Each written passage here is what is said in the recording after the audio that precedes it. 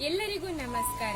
ಗೆಳತಿ, ಶಿಕ್ಷಕಿ, ಕವಯಿತ್ರಿ ತೇಜಸ್ವಿ ಅಂಬಿಕಲ್ಲು ನೀಡಿದಂತಹ ಕವನ ವಾಚನ ಸರಪಳಿಯನ್ನ ಮುಂದುವರಿಸ್ತಾ ಇವತ್ತಿನ ನನ್ನ ಕವನದ ಶೀರ್ಷಿಕೆ ಬುದ್ಧನೇಕೆ ಗೆದ್ದ.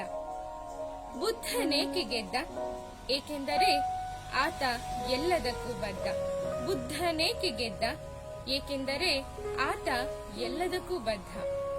ಲೌಕಿಕ ಬದುಕನ್ನು ಒದ್ದ, ಆದ್ದರಿಂದಲೇ ಬುದ್ಧ ಗೆದ್ದ. ಲೌಕಿಕ ಬದುಕನ್ನು ಒದ್ದ, ಆದ್ದರಿಂದಲೇ ಬುದ್ಧ ಗೆದ್ದ.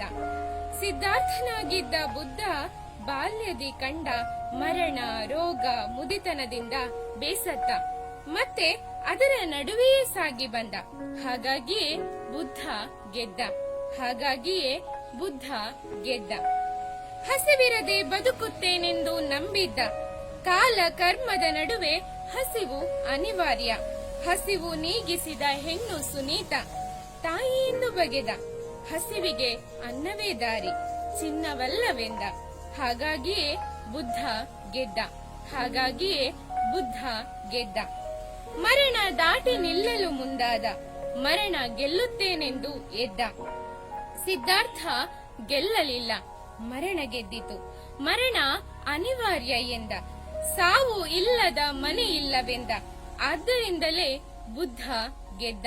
ಆದ್ದರಿಂದಲೇ ಬುದ್ಧ ಗೆದ್ದ. ಯಾವ ಬೋಧಿ ವೃಕ್ಷ, ಯಾವ ಬುದ್ಧಗಯ ರೋಗವನ್ನು ಮೀರಿದ್ದಲ್ಲವೆಂದ. ರೋಗಿಗಳ ನಡುವೆ ರೋಗಿಯಾದ. ರೋಗಕ್ಕೆ ಪ್ರೀತಿ ಮದ್ದೆಂದ. ಪ್ರೀತಿ ಆಸೆಯ ಹಂದರದಲ್ಲಿಲ್ಲ, ಆಸೆಯೇ ದುಃಖಕ್ಕೆ ಮೂಲವೆಂದ.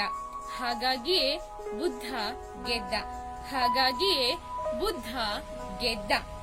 ಬದುಕನ್ನು ನಾವು ಆವರಿಸಿದ್ದೇವೆಯೋ ಅಥವಾ ಬದುಕು ನಮ್ಮನ್ನು ಆವರಿಸಿದೆಯೋ ಎಂಬ ವಾಸ್ತವವನ್ನರಿಯದ ಮನುಷ್ಯ ನನ್ನ ಬದುಕು ಶ್ರೇಷ್ಠವೆನ್ನುತ್ತಲೇ ಕೊಬ್ಬು, ಹಮ್ಮು, ಬಿಮ್ಮು, ಅಹಂಕಾರದಿಂದ ಬದುಕುವುದು ಬೇಡವೆಂದ.